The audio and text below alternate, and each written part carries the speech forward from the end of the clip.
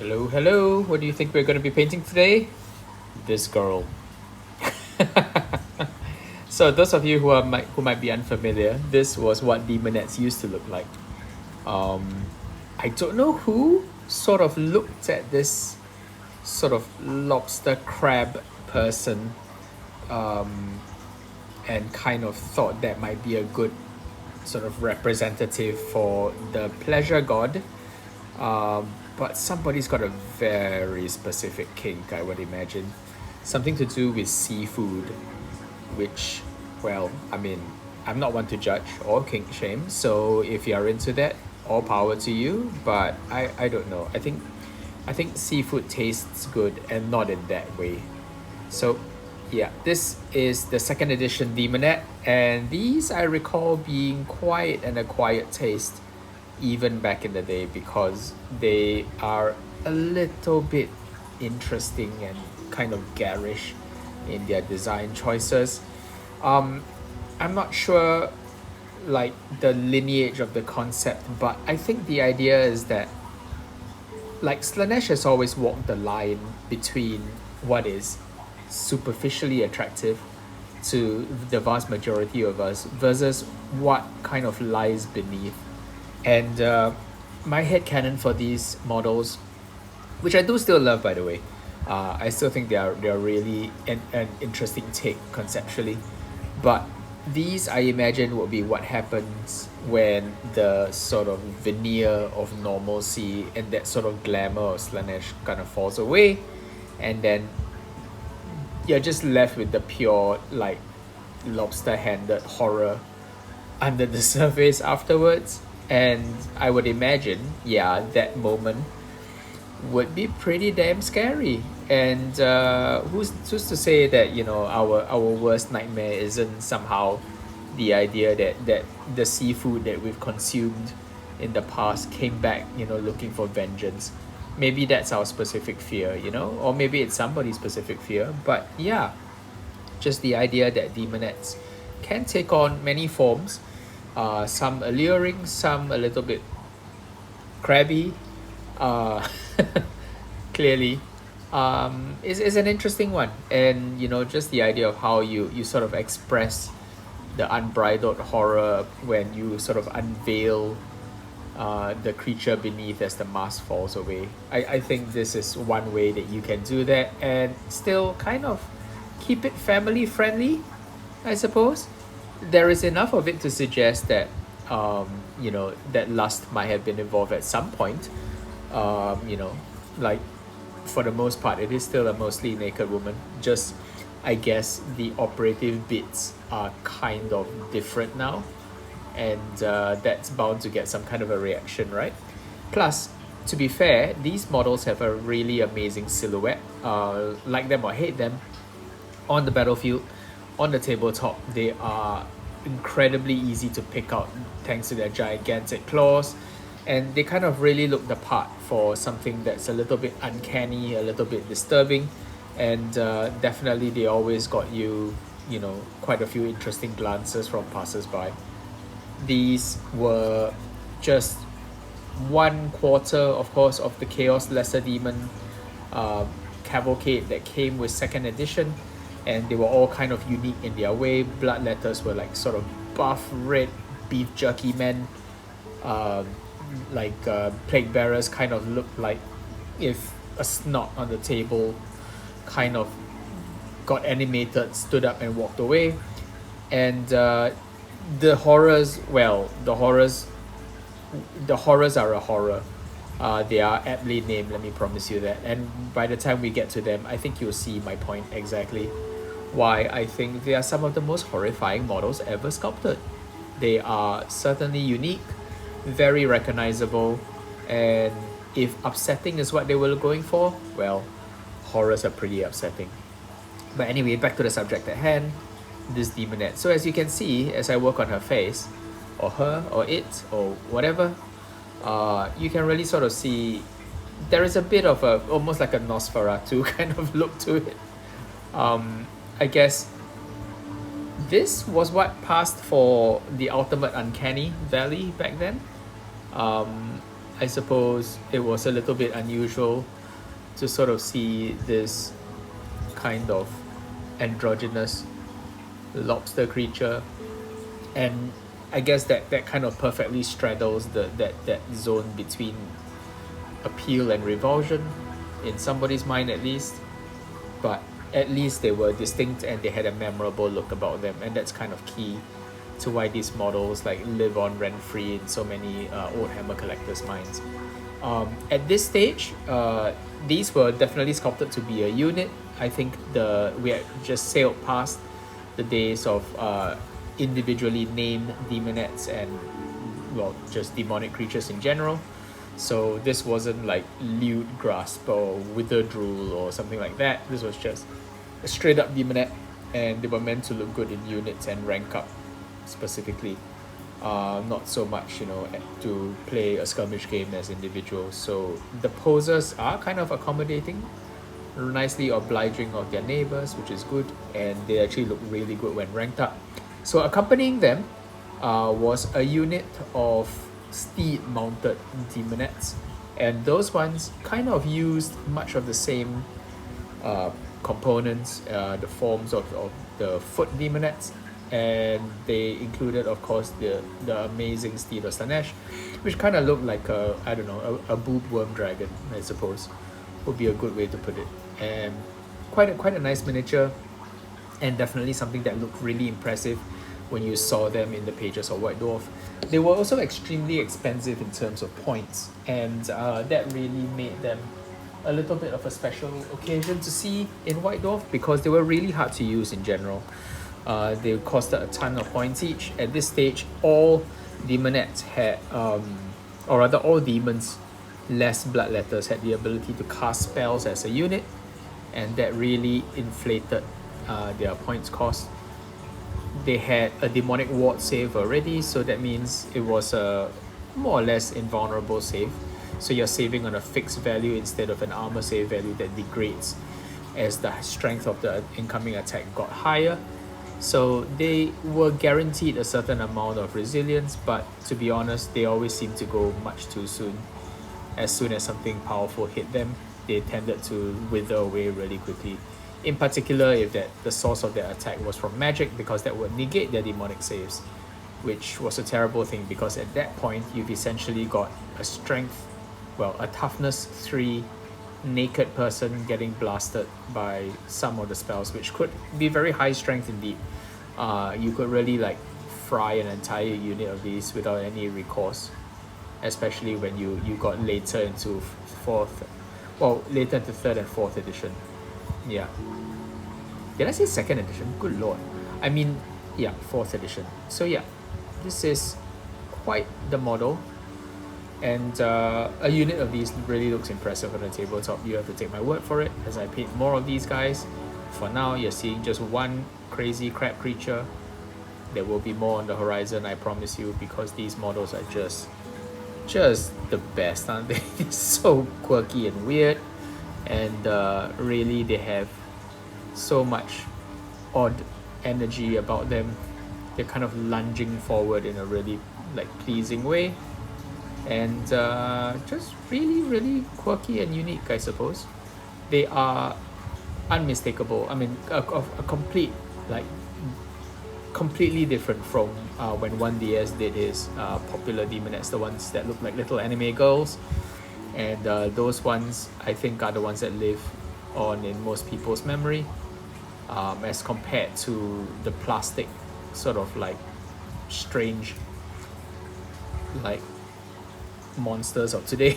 I don't know how to describe the current ones, but to be fair, the current ones in plastic have quite a bit of kinship with this era of demonette.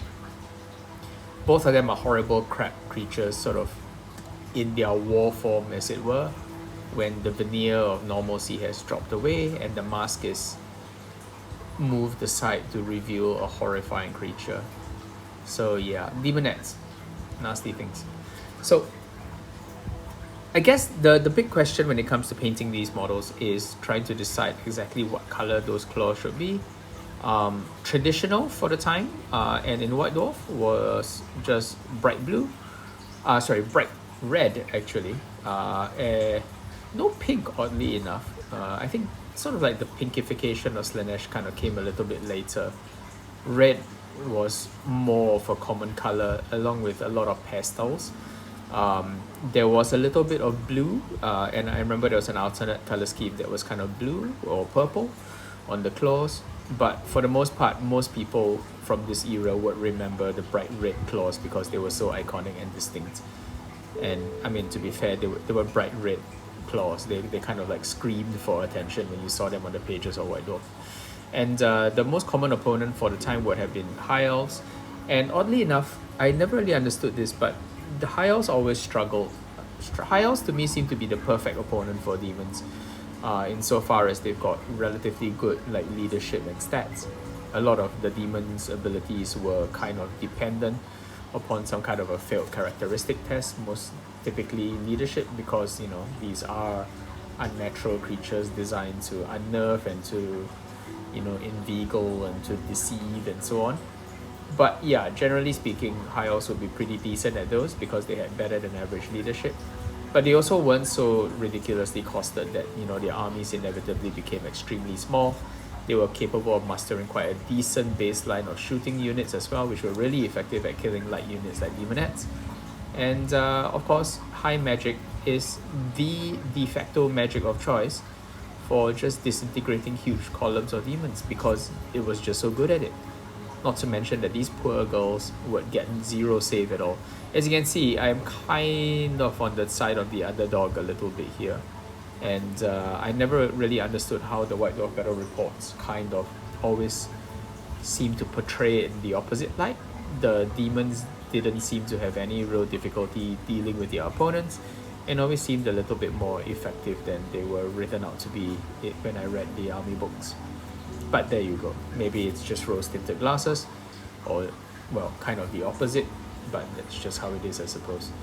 Cool. So, I am kind of happy with the highlights that I placed here, which are just light flesh over the Guilliman Flesh and Gryphhound Sepia mix.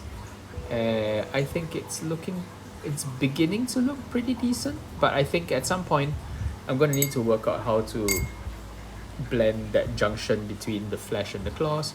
So with no further ado, I think I'll just launch into the red for the claws. This is traditional, as I mentioned, so really there wasn't likely to be any other color that I would do this in. It's just a little bit too iconic for me to pass up the opportunity to paint. Look, if you were going to paint just one unit of these things, and I mean frankly, how could you afford more than one?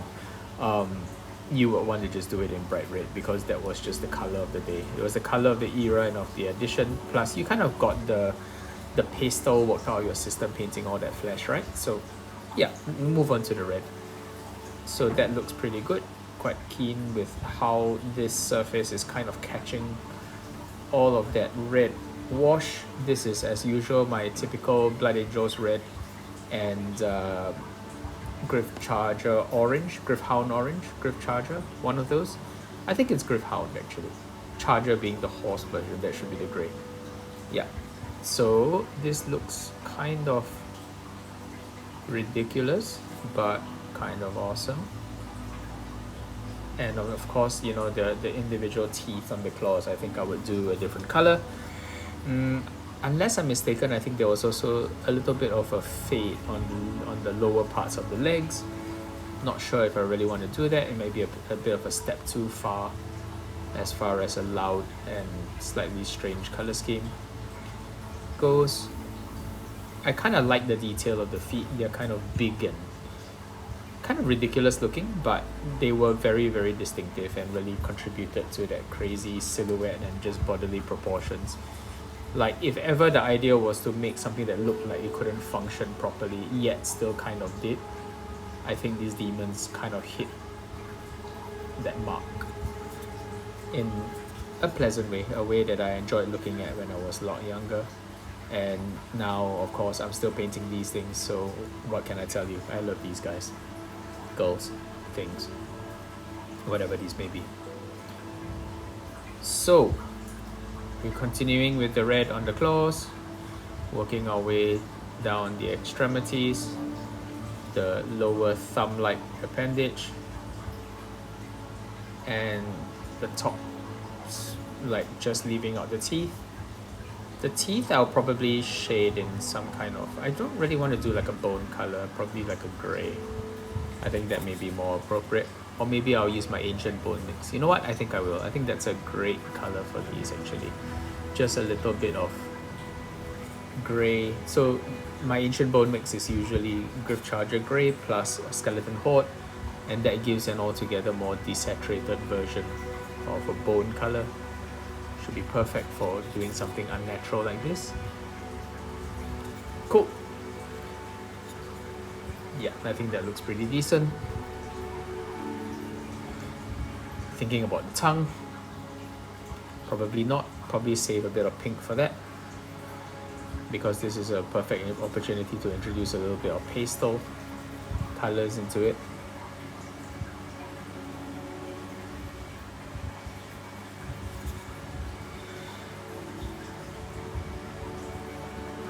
Yeah, should be good fun.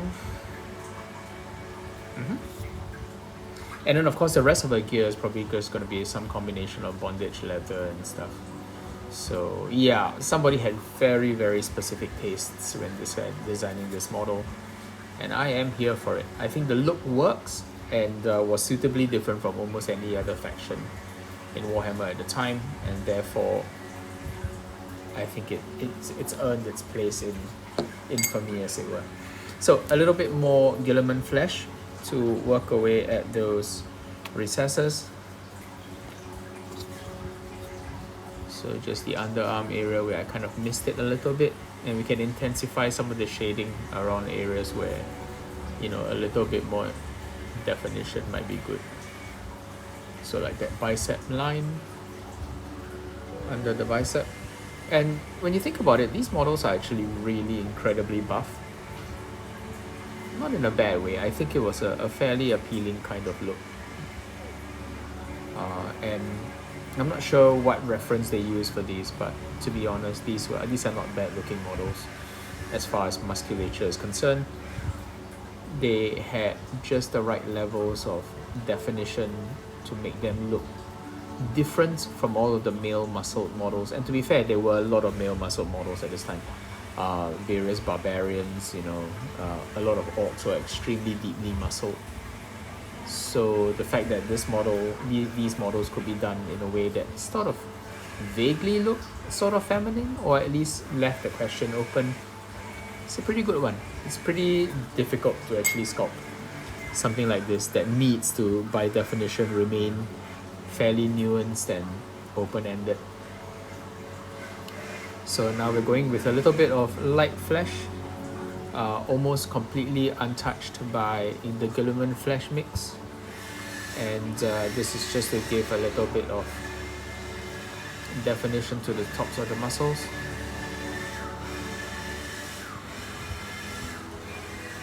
I apologize if you can hear strange noises outside my window. It's just a reality of living here in Singapore sometimes.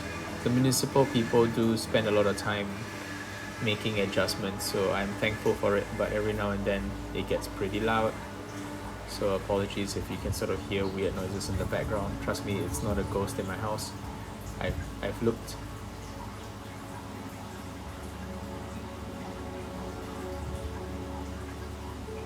Cool. Nosferatu looking is how I would describe this face. It's pretty quirky and different. Not bad in my opinion. I think it certainly captured the sentiment of something uncanny and weird, yet still recognizably female, which was, I think, the concept. On the subject of Slaanesh, I think it's quite interesting that Games Workshop chose to go so far down the route of lust as the primary driver. It's not that it's a bad idea, it's just that, yeah, based on the way Slaanesh is described, there are many more aspects to basically how one mortal might fall to Slaanesh. And in many cases, it sounds like, at least in the lore, it sounds more like people tend to stray due to pride, actually, more than actually like pleasure, maybe because it writes better in stories, but Fulgrim, for example, in the 40k Horus Heresy sort of era, like notably fell victim to his overweening self-confidence and overconfidence, perhaps would be a better way to describe it, and certainly was a prideful little boy.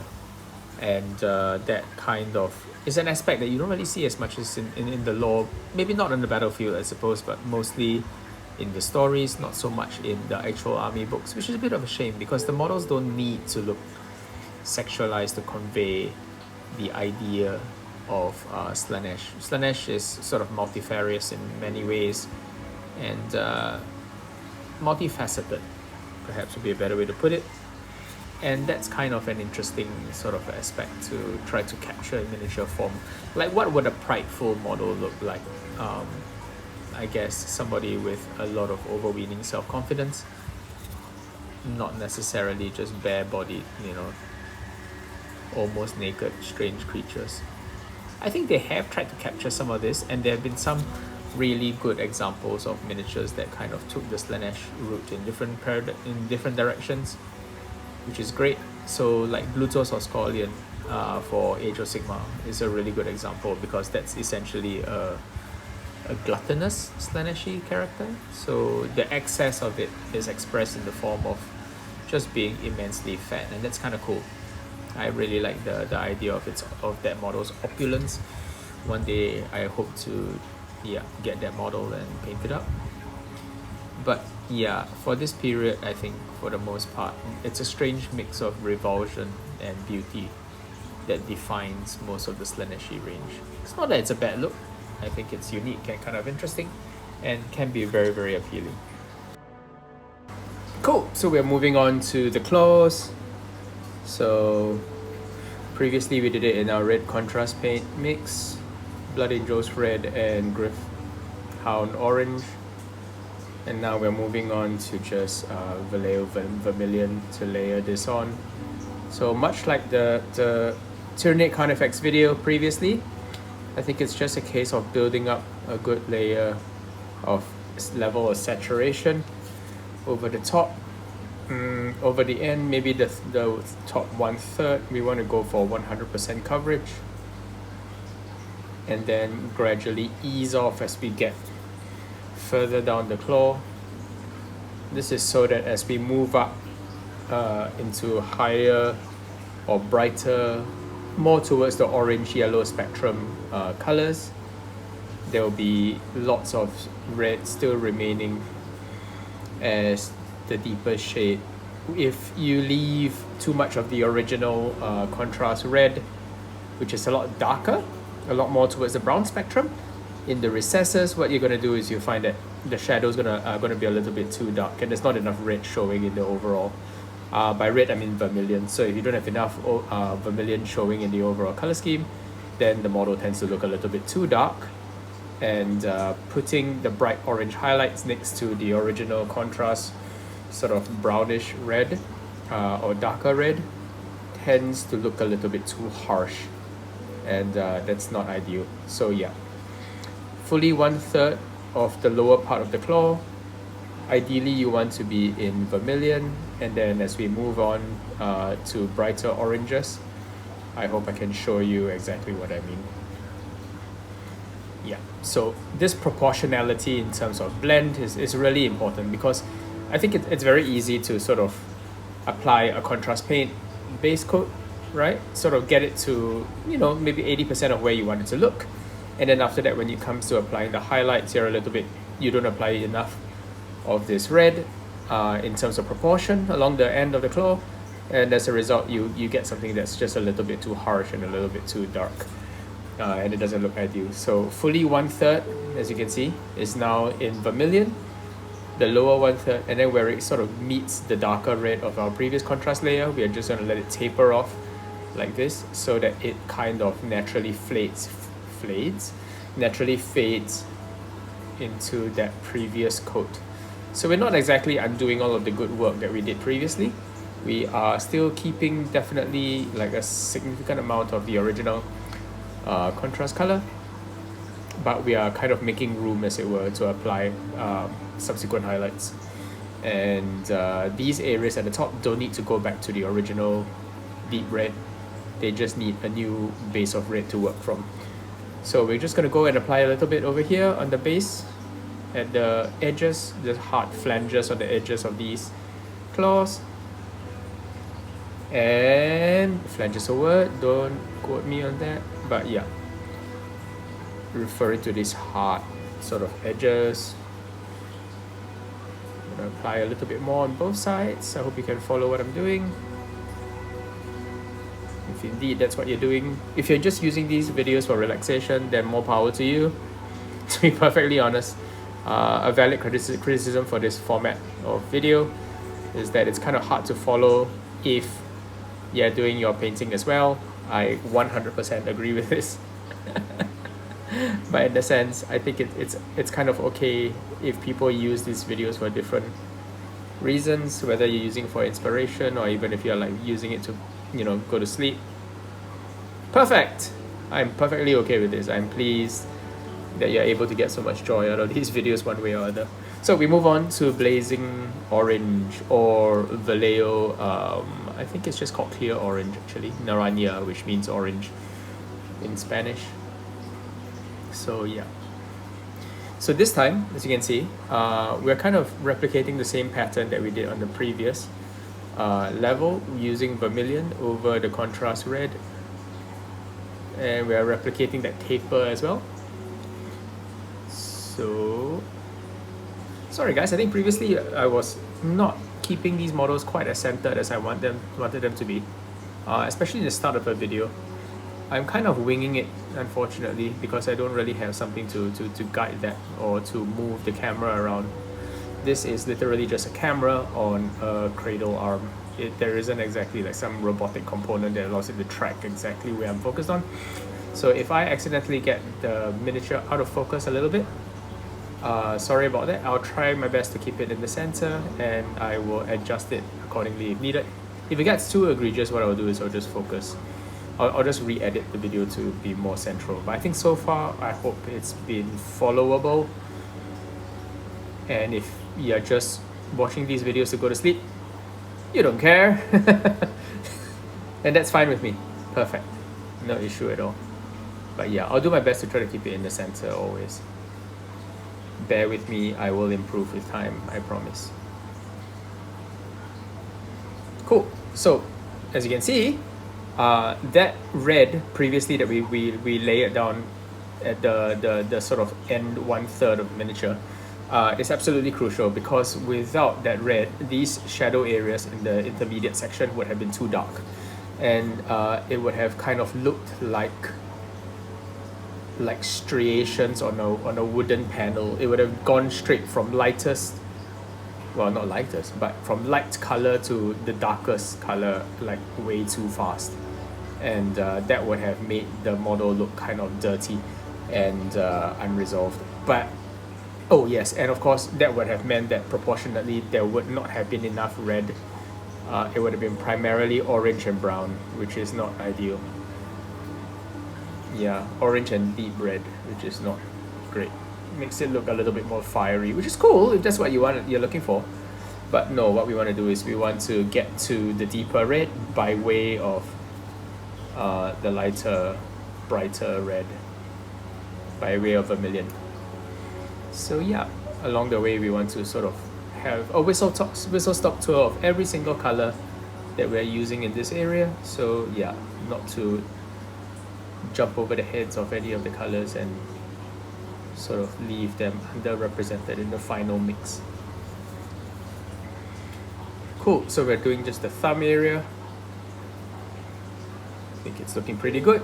So the whole point of this rigmarole, right? Like all this time spent trying to preserve reds and, you know, march up your highlights along the claws and all that. It's just so that we have a nice kind of smooth blend that naturally directs your eye upwards. And the whole point of that exercise is to kind of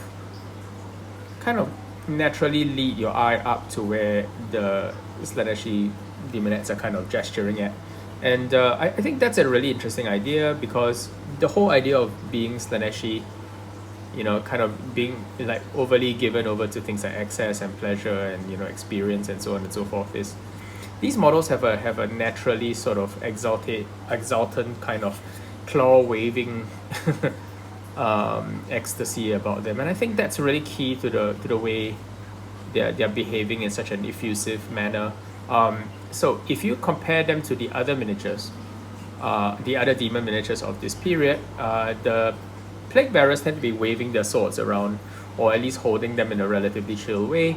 The bloodletters seem to be having them in a more martial pose that sort of befits that kind of like battle ready hardened stance. And then you've got, you know, the horrors, which are kind of like the demonettes, waving their arms like they're at an endless rave party.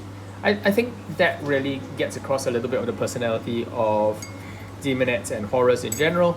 I think of the chaos powers, they seem to be the most exultant and excitable and kind of generally out of control, which I do like as a sort of point of character, so to speak. And yeah, I think that really brings out a little bit of their essential personality. I am now dropping in a bit of Magus purple into the eyes as well as into the mouth, the tongue, before we get to jump on into doing the last bit that I've been putting off for a little while, which is the tabard and loincloth and so on. So this is going to be just black, because I think on the one hand, I like the idea that there are a lot of pastels on Slaaneshi miniatures, but on the flip side, I think Slaaneshi miniatures also benefit from having a hard point from which to set off the pastel colors. In other words, if the entire model was just kind of like pastels all within that same saturation level, Slaaneshi models can kind of look like just a mess, just a you know, like an undefined mess of various pastel colors. Imagine if you sort of do like peach, like a peachy flesh color, if you sort of layer that next to sort of like a bright pink and then a baby blue, eventually you just get a mess of very high saturation colors, and that's kind of not ideal. Yeah, because, well, not high saturation necessarily, but high intensity colors. You end up just with a model that kind of looks sort of undefined. But I think what this series of models did rather well was it juxtaposed like just absolute chromatic values like black next to extremely bright colors like this flesh tone and the sort of bright red, and the bright red eventually gets to a bright yellow, so you sort of see where I'm coming from. And as a result, this makes the bright areas look even brighter. It's amazing how important it is to have a foil kind of color for your lighter tones to play off, because without those, the model, like I said, just comes across as very samey in terms of value, and that can make them come across as a little bit muddy and less defined. So I got a little bit of black on her butt. I will come back in and fix that in a bit, but for now it's okay. Let's just keep moving.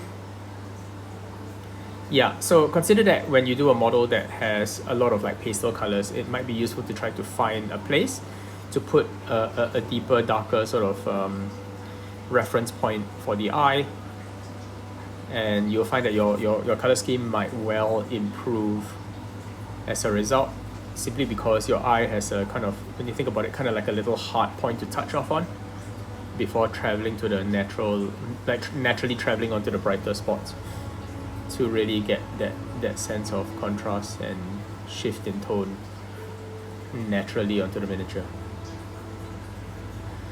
Cool. This boot has less of a plate. I think the left side has a plate, the right side has more of just a studded cup. So yeah, there we go. These models are so much fun to paint. I mean, it's not often that you get to sort of like paint materials like this on the surface. Cool. Yeah, so I think that's looking good. I've left the left side or the right side cup because that's more of a metal thing. And then we can move on to, oh wait, there's kind of this as well, the thing on the leg. That's not silver. Should I do that in silver? Yeah, let's do that in silver. So we can jump right into the silver areas. gonna shade this down with a little bit of null oil later. So it's kind of like a garter belt, but it's kind of a bit low. It's not on the thigh, more of around the upper part of the foot, because they've got these weird bird-like feet. Kind of nice.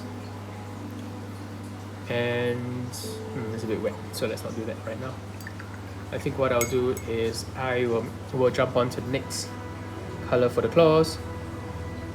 I guess I'm painting this naturally because I kind of tend to flip between locations. I hope it's not too distracting. But naturally, because I try to do these videos more or less in one or as few takes as possible, the tendency is for me to let parts of it dry in between naturally on camera so that I can keep painting. So back to how we were going. So now red is definitely, vermilion, sorry, is definitely the darkest color that we've got going on now for the last 1/3 of this area. So we're just going to make sure that when we apply highlights, we focus on the very tip, and this is going to be very naturally leading into the orange or bleeding into the orange that we applied previously. I'm just making sure this place blends correctly. Just going to add a bit of red to clean up that little zone where I over applied. Yep, cool. So back to the orange and ice yellow mix. By the way, ice yellow is just a disgusting color name, right? Like, I mean, when is ice yellow? Yeah, have a think about that. Not ideal, actually.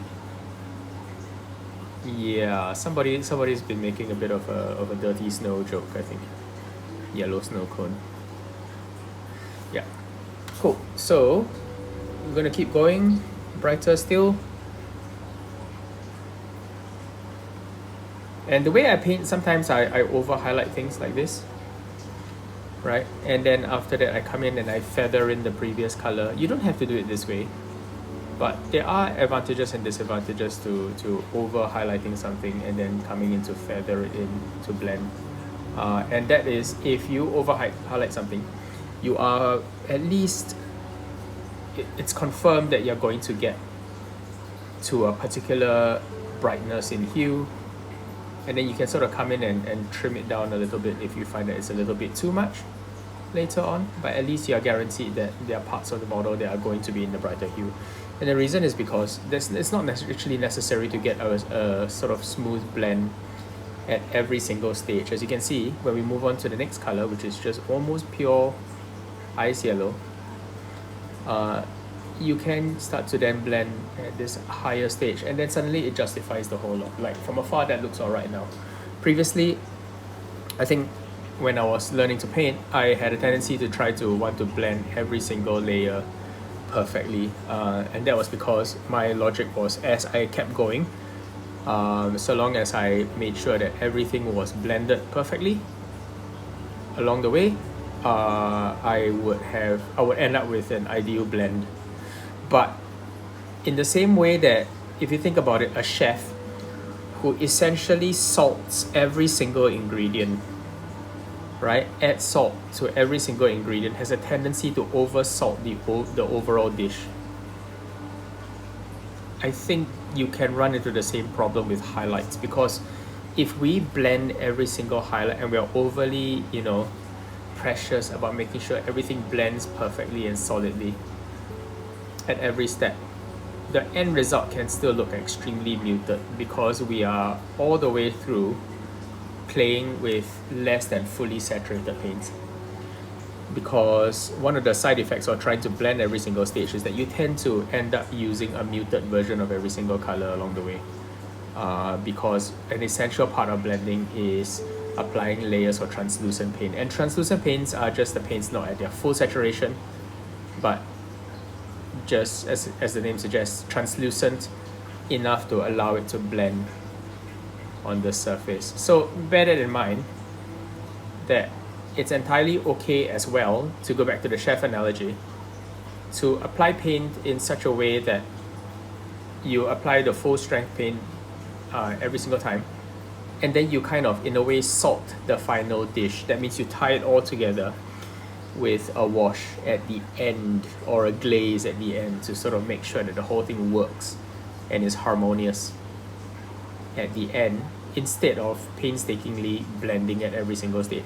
And just like the idea of, you know, salting the perfect amount at every inclusion of every single ingredient, that takes time, right? Because every single ingredient you will need to make sure is not over salted.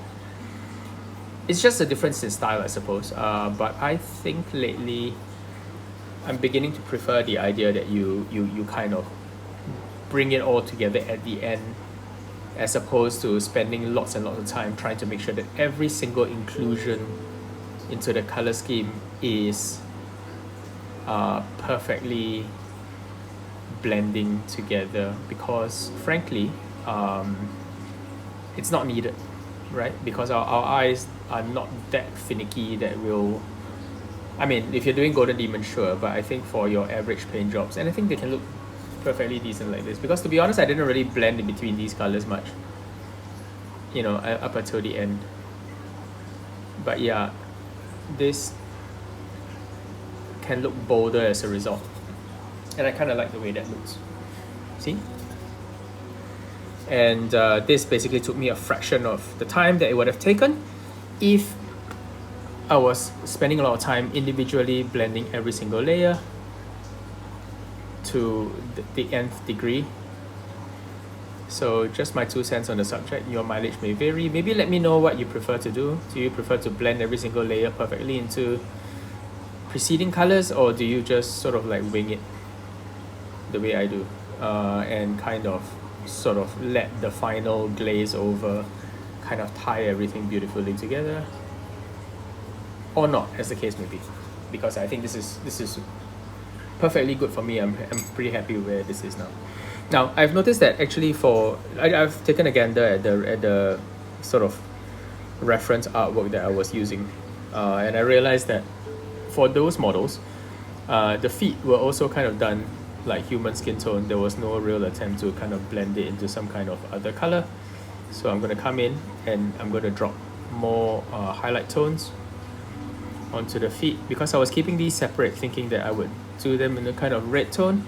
But I suppose having red on the floor would kind of guide the eye away from the raised arms. And this model is all about those raised arms. So fair enough. Let's come back in and add appropriate highlights on these giant bird-like feet.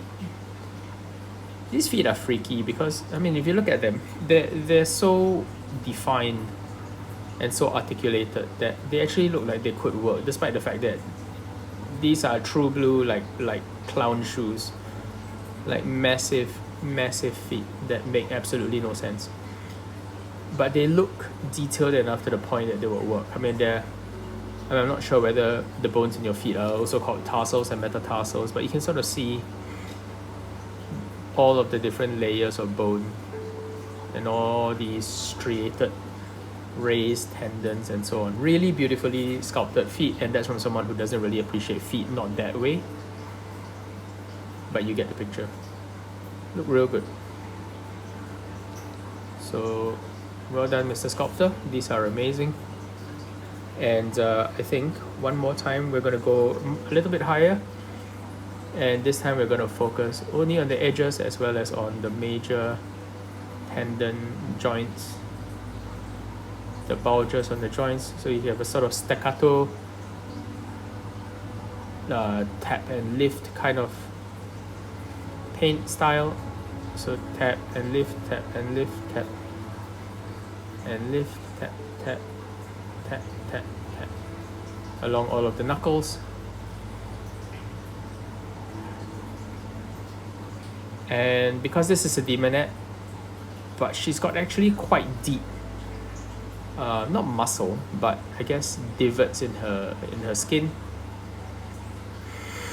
I like to make sure that these are properly highlighted bright enough without getting a bit too overboard before we finally detail up her nails, which are at the extremities of her toes and therefore the most eye-catching part of the ensemble. I sort of thought about whether I wanted to put red, but since the original model didn't, and I think there is a kind of a logic behind the lack of inclusion of red on the extremities, because I think, as mentioned before, I think they just want to make sure that the feet are sort of understated compared to the claw. We will stick with that original vision, like so. Okay, so the feet are nice and highlighted. I think that looks pretty decent. And then now we want to do the actual claws. So for this, I think a little bit of subtle blue might be a good idea. So I have a little bit of Gryph Charger Grey somewhere on my wet palette.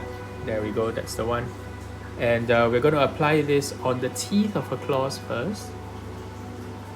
Right, and the thing about Gryph Charger Grey is that it's actually quite light as a color. It's quite muted. Certainly it's a little bit more pastel and less saturated. And we can apply it on the claws like so before we come in, and then we add a little bit of a highlight for each of these little points.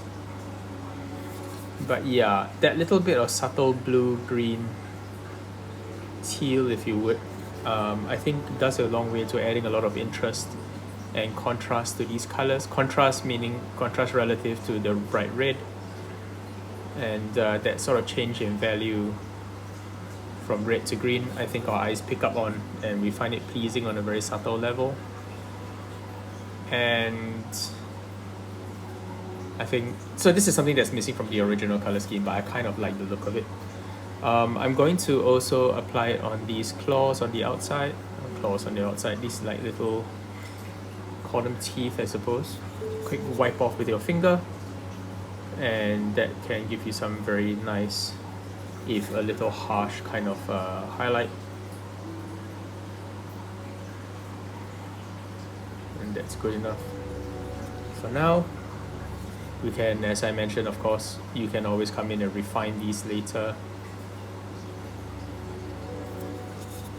if needed. To the lower teeth over here on this claw. Yum, yum, yum, yum. And her own teeth, as well as the toes.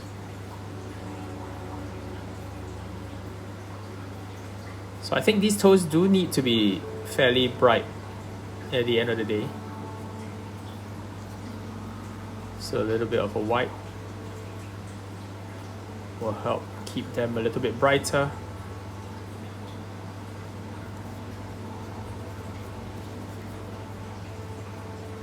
In much the same way that charcoal artists use their fingers to take off excess charcoal.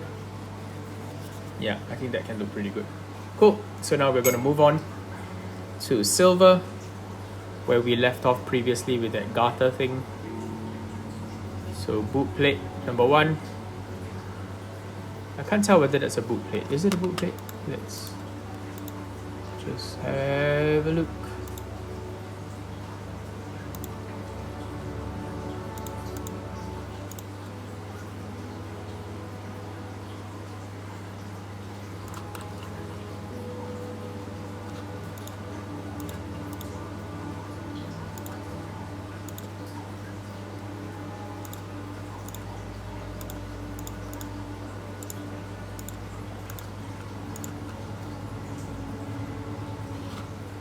I'd say it is.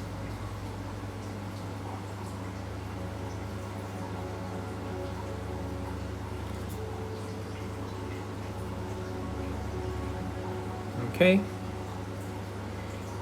And then each one of these little rondelles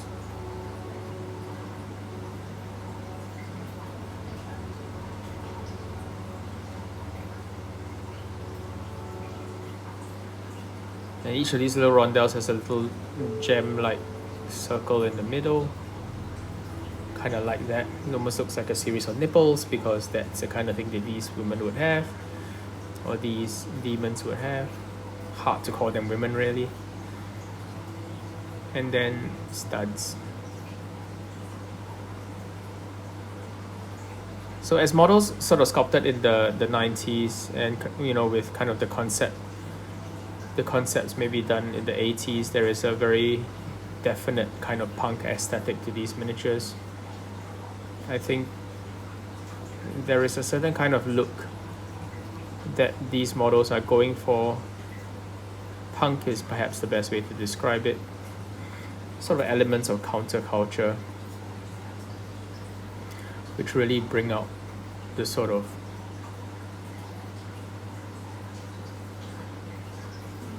retro rebellion vibe. Kind of cool. Not something you see that often these days. And I guess over time, punk has kind of lost its edge. It's kind of reintegrated into mainstream society. So these days, seeing someone with, piercings or seeing someone with tattoos is no longer considered anything transgressive, as it was perhaps in the 90s and 80s. Things have changed, and for the most part, I am okay with this. I like the idea that we no longer rebel without a cause, so to speak.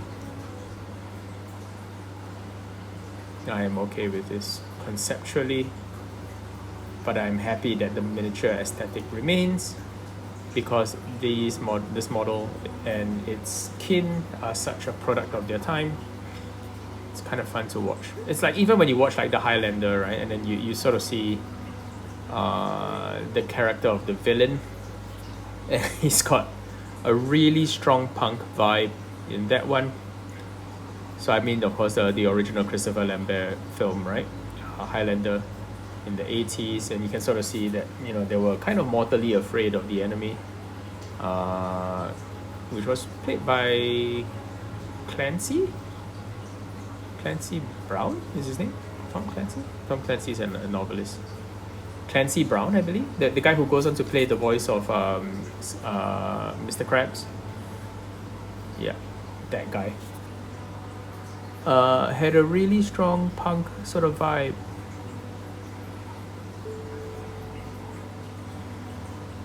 And that was the kind of milieu that you were releasing models into. So there was a very strong identity of what was, I guess, acceptable to British people and what was not. And these models, in that sense, deliberately play into that stereotype wonderfully. And these models were never taken seriously. They were never meant to be. But I think playing into that counterculture vibe showed that they were negotiating those kinds of sentiments at the time. And having these as demons says a lot about where their mindsets were. I mean, let's not forget that John Blanche was a little bit of a rebel in his younger days. John Blanche, who went on to be creative director at Games Workshop for the longest time, and for whom had the final say in the look, well, the first and final say in the look of most of the miniatures released by Games Workshop over the course of its long history.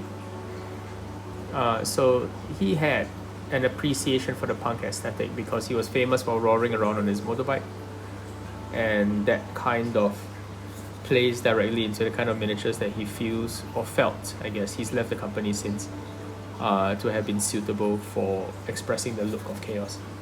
And there we go. I think that looks pretty nice. Let's jump right in and add a little bit of gold detailing to the bits that we picked up previously in silver. So let's start with the anklet, which almost certainly should be dry by now, one would hope. Okay, so like this. So the gold works so well against the pink, the peachy pinkiness of the flesh, creating really nice contrast with this yellow sort of hue that kind of appears nowhere else on the miniature, and therefore adds a lot of like impact visually. If you apply this carefully, you can get every single striation to show. It's just a matter of doing it carefully and not over applying. Or if you do over apply on the surface, it's about taking the brush, wiping most of the paint off, coming it in and wicking it off the surface to make sure that you have enough of the color showing. There we go. So these studs are starting to look really warm and appealing. And then I think we'll leave the studs on the collar as well as other parts of the model in the original color of silver, because you get that sort of twinkling kind of look. I mean, if you need a further example of how this kind of aesthetic might have looked, have a look at like 80s wrestling like costumes like Demolition and, you know, like the Legion of Doom, kind of like big bold colors with lots of metal spikes all over them, studs, just really like a treat for the eyes in that sense, but clearly imbued with like counterculture traits, and really quite eye-catching in miniature form. So a little bit of ice yellow for the absolute tip of the eye, and I think we're getting to a really good place with this miniature. A little bit more, okay, cool.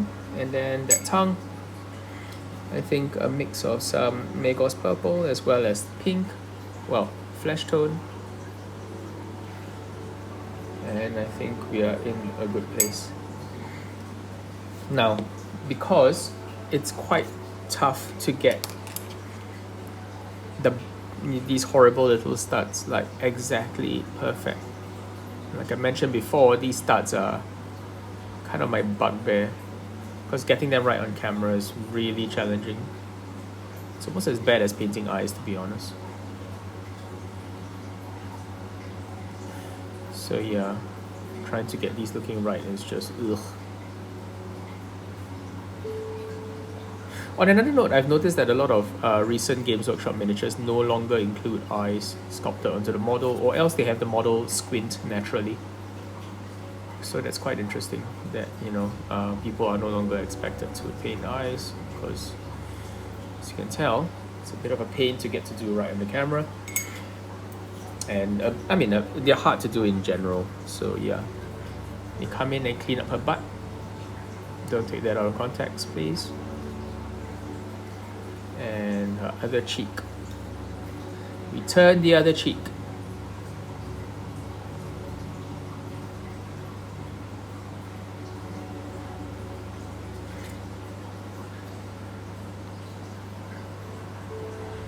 Oops. No. Clean brush. Hasty wipe. Bit of black. And I think we're okay. Alright. Cool. Just having a scan around to see if any of the studs need to be reduced. Cleaned up around, as it were. Not too bad, I think. Cool. And now a little bit of bone, or flesh tone rather, into the black to create a grey. You could use white. I mean, I'm just using whatever paint is left on the palette, because it seems a waste otherwise. And to be honest, we're applying such small amounts of this color that it doesn't really matter. A bit brighter, I think. Yeah, if you're gonna add such a tiny amount of color to lighten up black to grey, frankly you could use any light color, and it takes a lot before it makes a difference.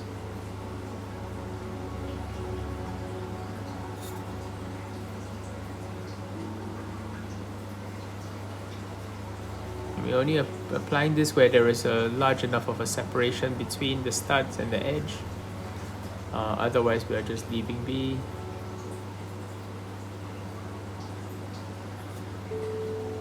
Because it's not significant enough to take too much time on anyway.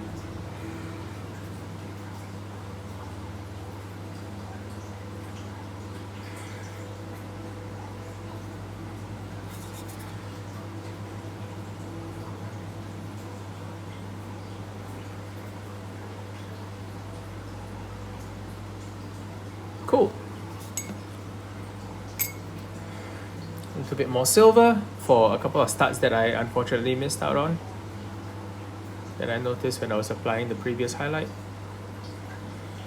And I think we are rapidly getting to a good place. Now for the larger studs, especially this one on the back, I think I want to do that in red, just because it would have been done so in the day. The smaller rondelles I don't think I'm going to worry about so much, but yeah, just a quick white and I think that looks pretty decent.